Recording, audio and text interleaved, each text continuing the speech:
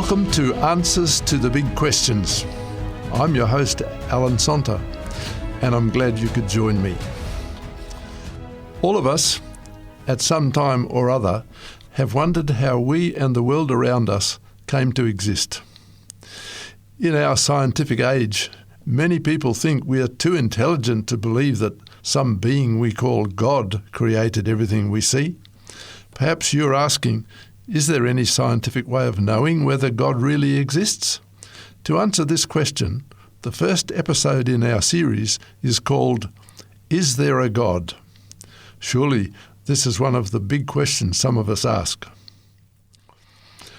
I am sure there's a God, an intelligent being who is infinitely powerful and who made the universe, including our earth and everything on it. But how can I be so sure? Before answering that question, I should say that I know of no place where God tries to prove that he exists. He doesn't even try to do that in the Bible, which many people call the Word of God. Because he's so infinitely greater than we are, he simply takes it for granted that he exists, and it's up to us to weigh the evidence that is provided almost incidentally for his existence. So it's evidence, not proof, that I wish to share with you today. I'll present 4 lines of evidence that, taken together, I believe convincingly support the argument for the existence of God. The first line of evidence is the existence of us, human beings, and all living things around us. Secular science offers evolution as a theory to explain the existence of life on this planet. We're told that given enough time, even the most complex life forms can evolve without the intervention of an intelligent creator. Evolution teaches that the more time passes, the more complexity develops. But our observation tells us that the more time passes, the more things disintegrate. Thus, there are serious problems with this theory, and I'll mention just 2 of them. First, the law of entropy. At least my paraphrase of it states that any organised system will tend to disorganisation. That is, it will slowly disintegrate without the input of some restorative energy. We can see the truth of that law all around us. Nothing lasts forever, and everything runs down if not looked after. If you see a house in ruins, with rotten wood falling off it and window glass broken and missing, you assume it's very old, not very new. Yet, one principle on which evolution is based is that without any intelligent input, an unorganised mass of elements can organise itself into continually more complex living things. This kind of organisation has never been observed to be taking place. Only by direct or indirect intervention can increasing organisation be made to occur. A single living human cell is such an incredibly complex arrangement of atoms and molecules that its development, without intelligent input, would be impossible, according to the law of entropy. As one writer put it, the likelihood of a living organism evolving over time from non-living matter is about as probable as an unabridged Oxford dictionary resulting from an explosion in a printing works. The existence of the amazingly complex set of instructional codes, which we call DNA, which exists in every living cell, is only possible if created by a very intelligent being. Secondly, another principle of evolution is that any part of a living organism tends to disappear if it has no useful function. How then could a complex organ, such as an eye, ever develop? Because, as it started to develop, it would not be able to see, so would be lost before it could begin to be useful. So, according to this principle of evolutionary theory, the only way an eye could exist would be for it to appear suddenly, fully developed and able to see. But according to yet another principle of evolution, an eye wouldn't appear suddenly like that, but would develop over a long period of time as the animal somehow sensed a need for it. But both these principles can't operate at the same time. Either the partly developed eye is lost because it can't see, or else it develops without being of any use until it is fully developed, because the animal wants to be able to see. Evolution can't have it both ways. The two principles are in conflict, and the theory is fatally flawed. Another problem for evolution is that sensing a need implies a purpose, while according to the theory, evolution occurs randomly without purpose, so nothing could evolve in response to a sensed need. In any case, how could an organism that had never been able to see know that something like sight was even possible? The only alternative to some form of evolution for explaining the existence of living things is that there is an intelligent being who created life. I choose to call him God. The assumption that God created this earth and all living things on it is made at the beginning of the Bible. Our second line of evidence is that in our own experiences and in the experience of others, things happen that would be highly unlikely to occur by chance alone. I personally have experienced many remarkable incidents in which I believe God has intervened in my life in direct ways. But there are many people who have experienced much more incredible supernatural happenings. A friend of mine in the Solomon Islands was fed by an angel, and I've talked to people who have experienced miracles of healing. I don't believe that God is directly connected with all supernatural events, but because he is a loving being, he does intervene to protect and help people, especially those who believe in him and ask for his assistance. The third line of evidence is that in the Bible, God accurately predicts the future. One reality that every one of us must face is that we certainly cannot tell the future. We may know some things about the past, and we can observe the present, but to us, the future is a closed book, though some of us are better than others when it comes to guessing about it. Even the fortune tellers and clairvoyants who claim supernatural powers measure their success in telling the future in terms of percentages of correct predictions, and their percentages are never very high. But God claims that he alone can tell with certainty what will happen in the future. About 700 BC, when the people of Israel were worshipping idols, the true God, speaking through the prophet Isaiah, challenged the idol gods, saying, "Yes, tell what will occur in the days ahead. Then we will know that you are gods." That's from Isaiah 41 verse 23. Only I can tell you the future before it even happens. Everything I plan will come to pass, for I do whatever I wish. That's from Isaiah 46 verse 10. God says that a unique ability he has is to accurately predict the future. And in the Bible, his record for accurate predictions is 100%. We have time for just a couple of examples. When Cyrus, the first king of the Medo-Persian Empire, came to power, the Jews were a captive people in Babylon. Some 160 years before, God had spoken through the prophet Isaiah. He said, "I am the Lord. When I say of Cyrus, he is my shepherd, he will certainly do as I say. He will command, rebuild Jerusalem. He will say, restore the temple." And that's found in Isaiah 44, verses 24 and 28.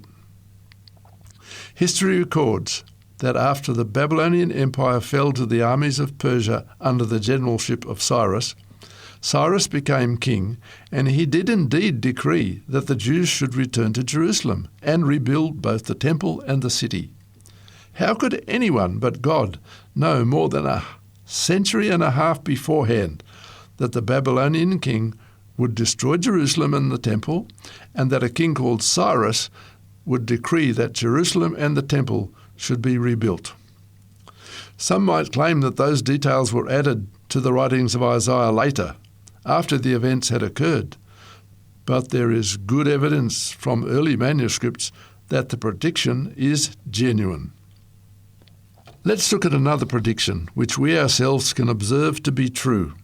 Nebuchadnezzar, the greatest king of the ancient Babylonian Empire, had a dream. He could not recall the details, so demanded that his wise men tell him the dream and its meaning. When they couldn't do that, Daniel, a Jewish captive in Babylon and a worshipper of the true God, solved the problem by telling the king that God had given him a picture of the future. He told the king he had dreamed about a large image with a head of gold, chest and arms of silver, waist and hips of brass, legs of iron, and feet of iron mixed with clay.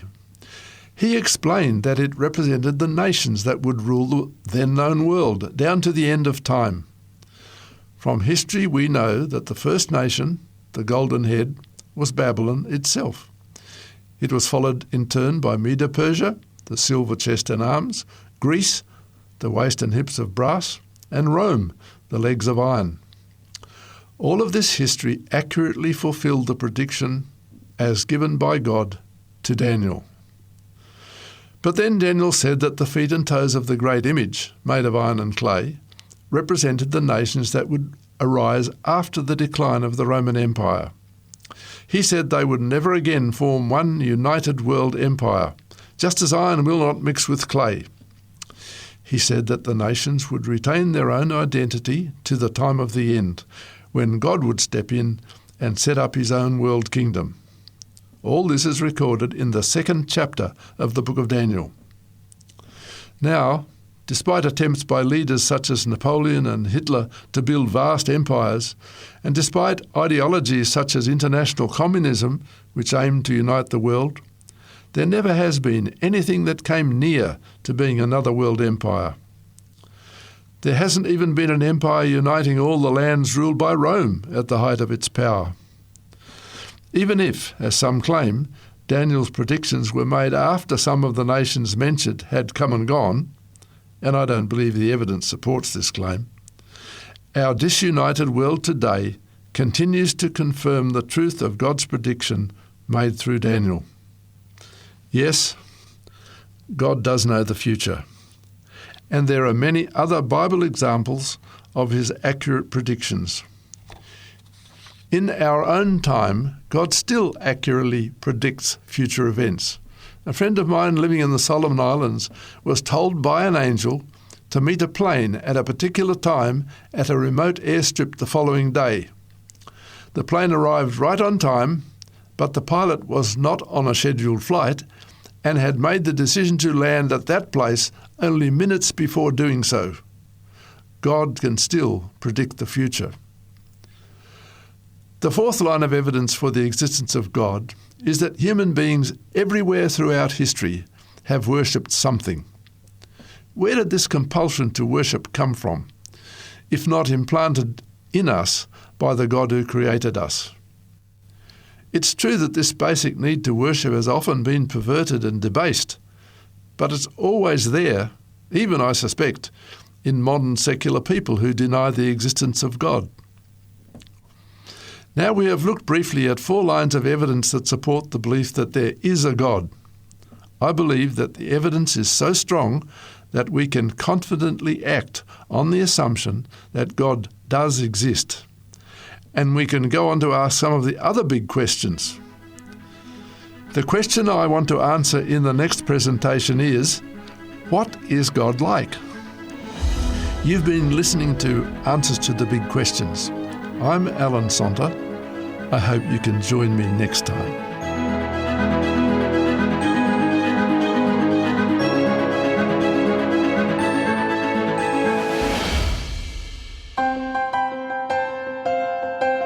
If you have any questions or comments in relation to today's program, you can call 3ABN Australia Radio Within Australia on 02 4973 3456, or from outside of Australia on country code 612 4973 3456.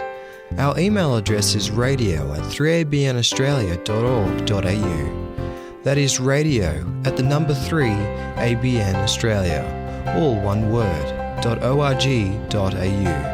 Our postal address is 3ABN Australia Inc., PO Box 752, Morisset, New South Wales 2264 Australia. Thank you for your prayers and financial support.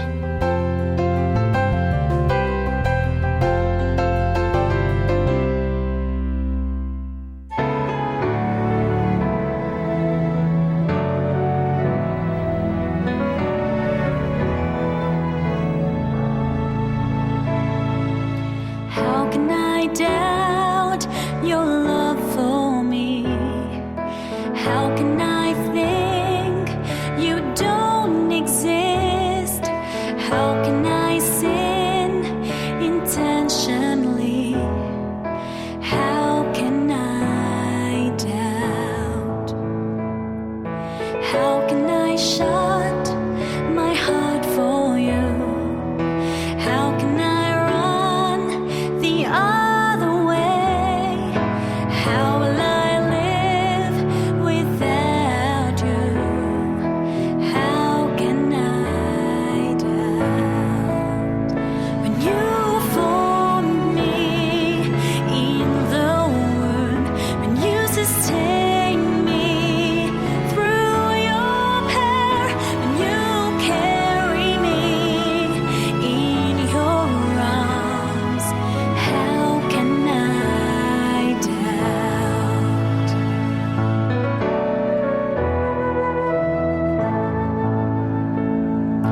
How can I feel abandoned?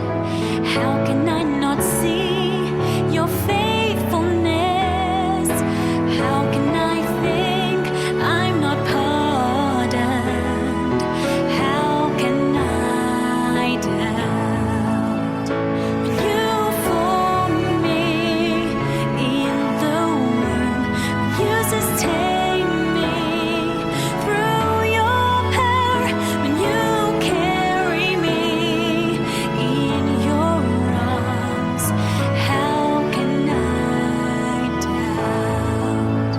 When you came here to give me life, and you gave yourself as a sacrifice, when at Calvary, Jesus, you died.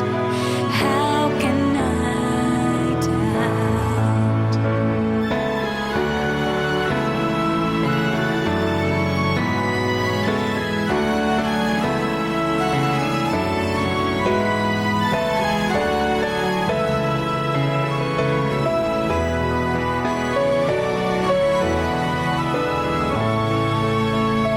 You formed me in the womb, when you sustained me through your power, when you carry me in your arms, how can I doubt?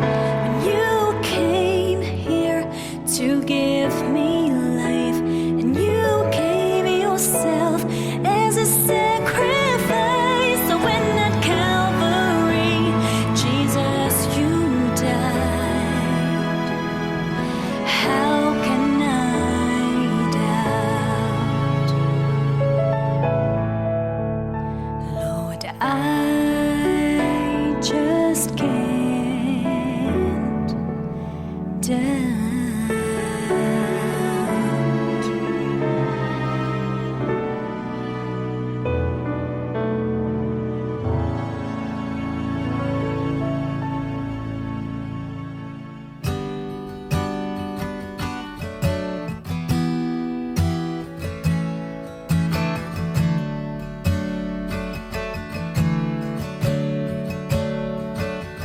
Got to know you, it's to search out who you really are, to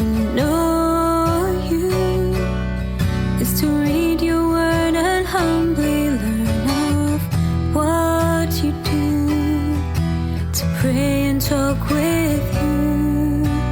This is my desire, to know you,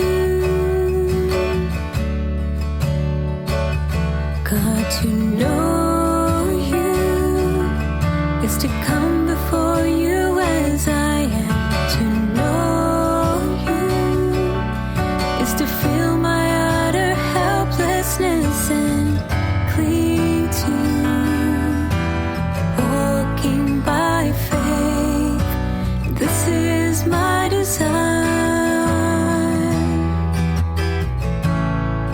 to know you, God, to know you is to put aside all other things. To know you is to seek you first and lay all of my selfishness down at your feet. This is my desire, to know you. I want to know you. I want to love you. I want to serve you all of my days. I want to know you. I want to know you. I want to love you. I want to love you. I want to serve you. I want to serve you all of my days. God, to know you is to have a heart that's just like yours. To know you is to reach out to this dying world so they will know who you are. This is my desire.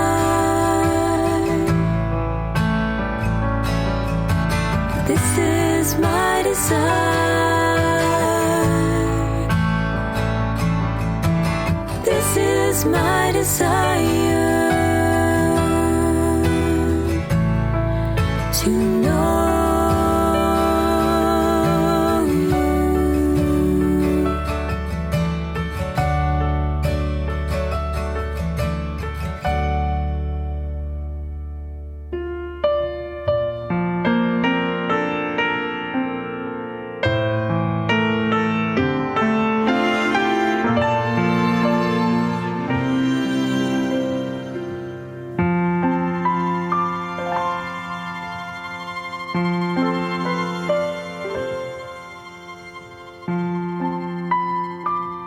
Abraham and Sarah never thought they'd have a son. Then descendants came as countless as the stars. Moses and God's people had nowhere left to run. Then the waters of the Red Sea stood apart.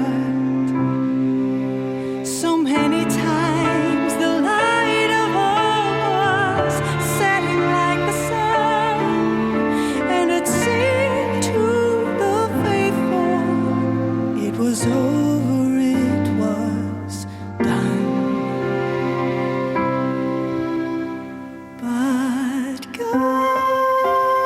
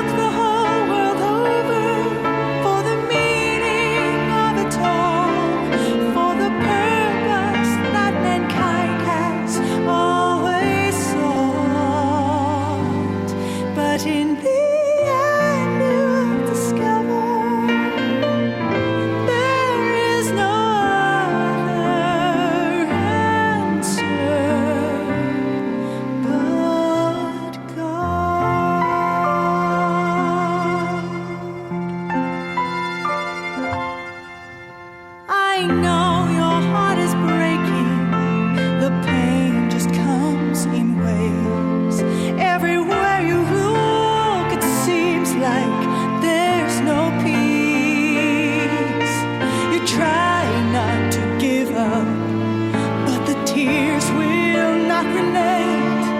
Any minute now you might accept defeat. So you stand there with impossible, the next word on your lips. Your vision has been blinded and nothing's making sense. But God sees a way when miracles are well beyond our view. His love saves the day when fear would tell us there is just no use. You can look the whole world over for the meaning of it all, for the purpose that mankind has always sought. But in the end you'll discover there is no other answer but God.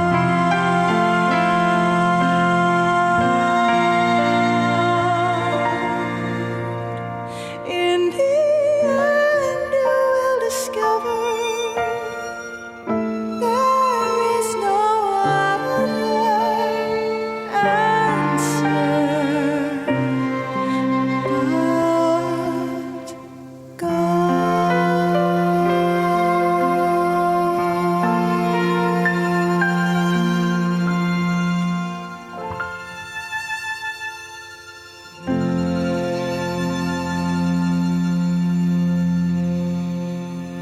You have been listening to a production of 3ABN Australia Radio.